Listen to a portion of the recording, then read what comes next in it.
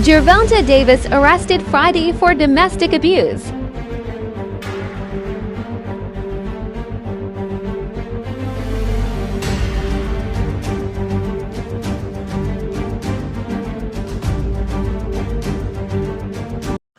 What's good, people? It's about that time to randomly relate reverse rants, no hate. Well, you've seen the thumbnail, you saw the short video clip. It's not much for me to elaborate on as far as, what he did or what he's accused of doing. I'll just say it's unfortunate, the choices that people make, and that's even a lot of times when we meet people and find out things about them the hard way. I don't know, the mother of his child. I don't know anything about her. I don't need to know. I don't know him personally. Your decision making, you're going to always be held accountable for, or you should be held accountable for what you do. But how you interact with people, who you interact with, as you grow in life, you got to find that strength you need inside of you. A lot of times it's just common sense, but I don't know. And I'm saying, because I know you can meet people and they appear to be one way through time. They're not who you thought they were. Sometimes you just have things about yourself you need to change. I mean, these people become Muslims, through hard times. They become Christians through hard times. They become everything except for right. So, I mean, I don't care what you call yourself. I don't care what you claim to believe in. If it doesn't make you a better person, if it doesn't make you do things differently, all you're doing is making a claim. And usually it's pretty much, it's like therapy in a way for people to get over a certain situation, but then they end up not changing things about themselves. I remember, for example, when he first, started talking about his name is no longer Gervanta Tank Davis. His name is now Abdul Wahid. But then you start to see him still cursing and swearing, still doing the same things, wearing all that jewelry, all the diamonds, and all. People don't understand. With a lifestyle change, with the so-called religious beliefs, there should be and supposed to be a lifestyle change. Your decision making should be different. Otherwise, you just call yourself a Muslim, call yourself a Christian, or whatever it may be, and pretty much the things you do in private is your praying. Is whatever forgiveness you're asking for, or whatever the hell it is you have going on in your mind. But what you do openly, it shows there's no difference to you. Then you got, I remember when I made mentions of you're supposed to be a Muslim now, there should be things you're doing differently. Now that's for any of those people, any of them. And I remember people coming in the comment section saying things like, yeah, man, but we all human, and he ain't been a Muslim that long. It's like, bro, let me explain something to you. You can go into a marriage saying, hey, look, we're together. Only person I have eyes on is you. And, hopefully it's the same on your behalf, because I'm not here to play games. I'm here. I'm really serious about you in this relationship. And then you go out and cheat. What are you going to say when you get caught? Well, you got to understand, baby, we just started dating. I mean, I didn't get it out of my system, even though I talked all that bullshit the other day about, settling down and being serious. Nah, man. You realize you see drug addicts around you. What's the best way to not become a drug addict? Don't start doing drugs. What's the best way to not become a thief? Don't start stealing shit. What's the best way to not become a liar? Don't start telling lies. It's as simple as that. So nobody's waiting for you to finally get out your system. People will leave you. People will walk away from you, and then you'll sit there and jump on camera wanting sympathy from people, talking about how everybody turned their backs on you, how the people you thought was real wasn't real. But the reality is, you never ever hear these people admit to their bullshit. So when you see these type of situations, you have to keep in mind, you take all this stardom out of it, all this fanboy stuff out of it. You know, I'm just saying, like, this is what people don't get. When you live around a bunch of, you know, yes men, the changes that you need to make, you won't make, because everybody sympathizes with you and tell you what you want to hear. Now, we know that, you know, like the video you seen when he was choking this girlfriend and yanking on her, you know, trying to take out the stadium or whatever, the arena, wherever they were. I'm just saying, you know, when these things happen, what happens in your life that you wake up? Like, 'cause any one of us, myself included, we all can be a victim of something if we don't think. So, you know, even if you go back to like Floyd Mayweather stand up at the podium saying, you know, he talked to, you know, Adrian Broner, he don't want to see him make the same type of mistakes or bad decisions that he made. The problem that people had with Floyd, the problem that people had with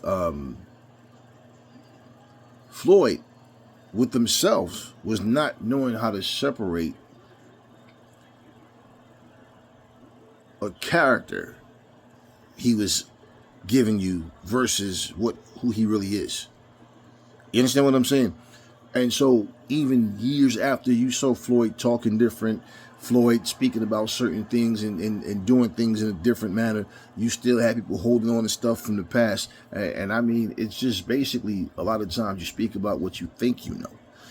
And when he's saying, like, you know, I've been there, I know what it's like to be young and hungry and things of that nature.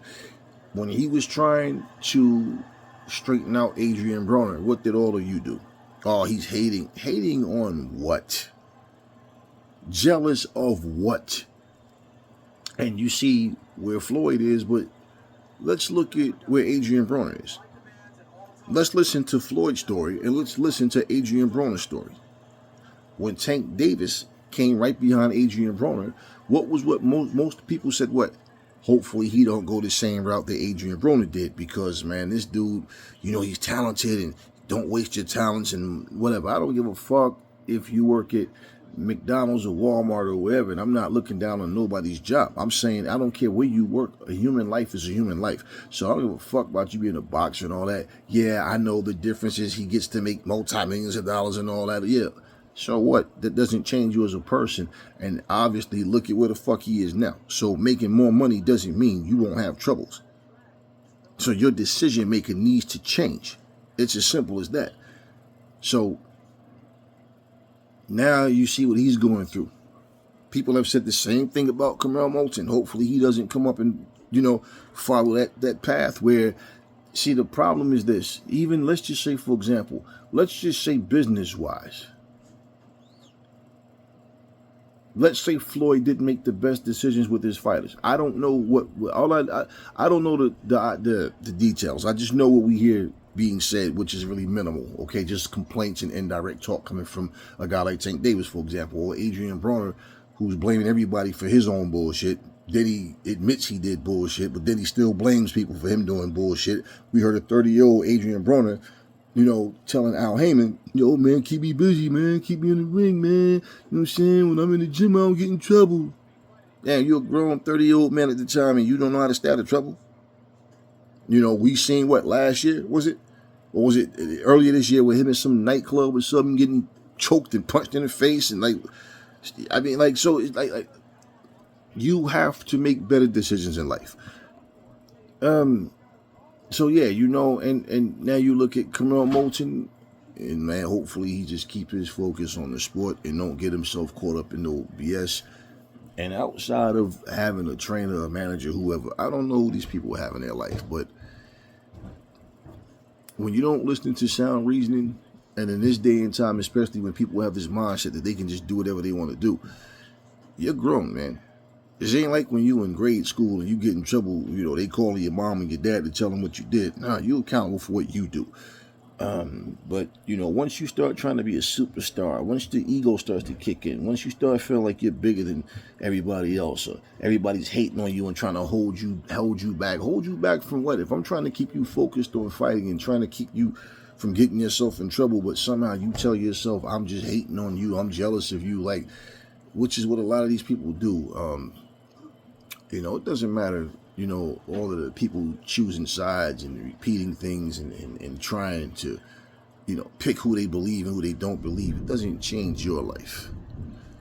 And I'll say, as far as Gervanta Tank Davis goes, man,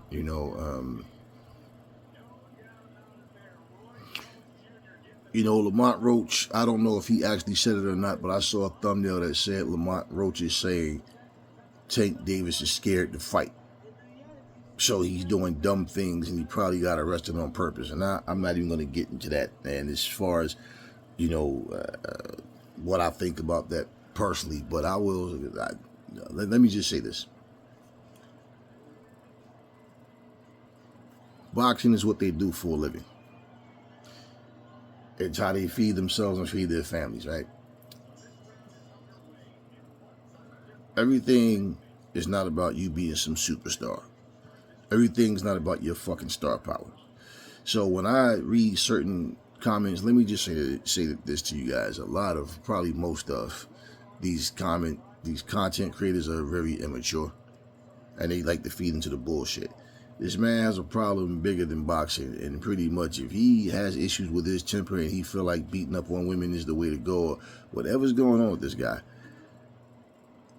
he's going to always have issues, and Lamont Roach will be the least of his worries. So whether Lamont Roach said it or not, it does nothing. It means nothing. Everybody gets so sensitive in their feelings because somebody said some shit. Well, Lamont Roach is not the one locked up right now in Miami. Tank is. So, this isn't about remorse or feeling bad for anybody. It's not going to change anything. I don't feel anything. I just understand people need to grow up. This is why right now you might have friends or family that say, man, how come you never go with us to the clubs? How come you never do this or do that? How come? And these are the same people who will ask you that question, but every other weekend they're calling you talking about how they almost got killed. They got into a fight. They got into a beef. This happened, that happened. Oh man, somebody stole my car. Yo, dudes are shooting at us at the red light. Yo, we jumped out and bust on some dudes. And it's like, do you hear yourselves when you talk to me? So, like I said, or you can try to play, I'm a tough street nigga, and I'm about that life, and I go where I want. Nigga, I'm going to the club. I'm going to be there, nigga. Pull up and all. Right. Y'all can do all that goofy shit. But the reality is,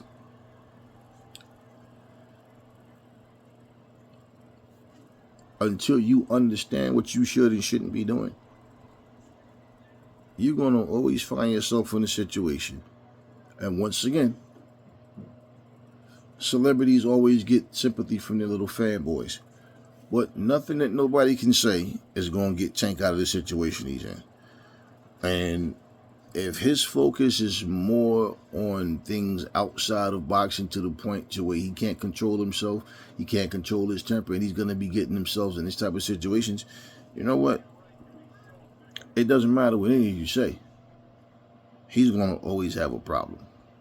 You can't look in the mirror and see other people. You got to look in the mirror and see you for who you are. And that seems to be a big problem for a lot of people. Anyway, that's all I got for y'all now. Talk to me in the comment section, y'all. Never fall in love with lies. Remember, the truth brings hair to people, and I will catch y'all on the next video.